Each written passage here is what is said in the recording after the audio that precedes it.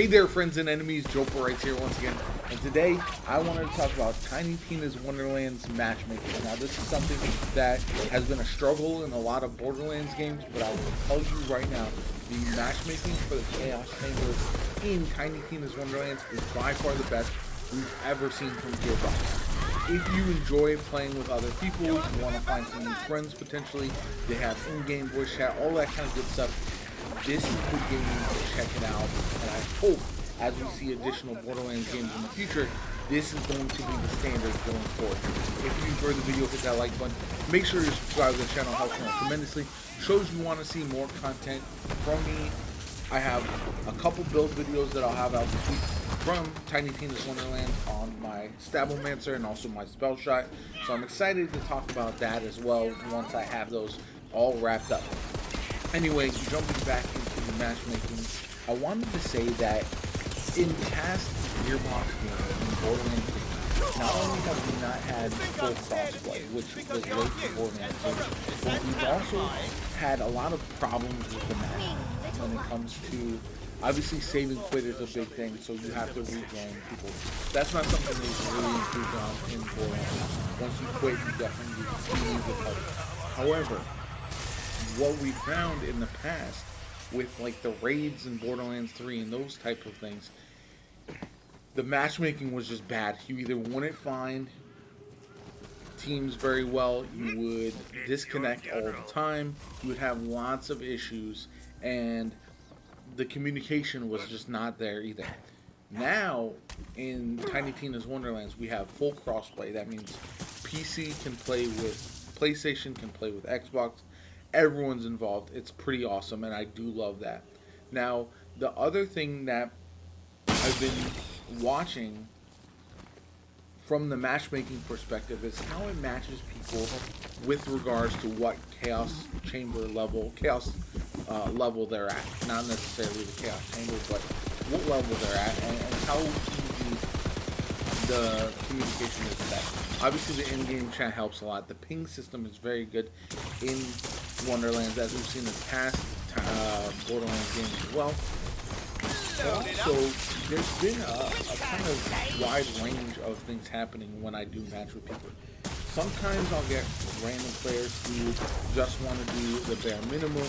Sometimes you get players who want to do it all, and that's to be expected. The nice thing, though, is that the skill level and the build level of all these different players has varied so widely that I've really enjoyed that. I've enjoyed taking a character who is newer, not all the way up to Chaos level 12, and having teammates who are absolutely cracked out of their mind. As you'll see in this gameplay that I recorded, these players were unbelievable, and my build was nothing compared to what they were doing at this time. Not only that, but what I found is that players are willing to share loot. The Borderlands community in general is extremely helpful from what I've seen. And the fact that they haven't been able to take advantage of that in the past through matchmaking and all of that kind of good stuff is very unfortunate. And that's one of the reasons I'm so excited about this going forward, is that you can meet friends in this game. That's the same way I've done in Destiny, the same way I've done in anything from like MMOs to shooters, anything that has the ability to communicate with your teammates, the ability to get to know the community a little bit better. Now, you'll see a little bit in the gameplay as well that there are times where it lags a little bit more than you might want, and hopefully that's something that just gets fixed over time. But that was one of my minor gripes. I think overall I didn't have a whole lot of issues with it. Just a couple times when people were going through and doing different things, sometimes I would lag a little bit, and it never really cost me, but that's just something to be aware of. One of the only real downsides from what I've seen so far with the matchmaking. Now, another thing to consider for players who are diving into the matchmaking as well, not only can you share loot, right? You can drop loot for your other players, if it doesn't. Obviously, you control your teammates as well if you want to, by blowing up barrels with them. But you can share loot with them if you find something that doesn't fit your build. If you have a duplicate volatile weapon or armor that you might already have that you can drop on the ground for people. I actually was given a volatile weapon that was awesome for my Stabbomancer build, even though I was on my spell shot. So there's things like that that I really enjoy and that I'm very excited about.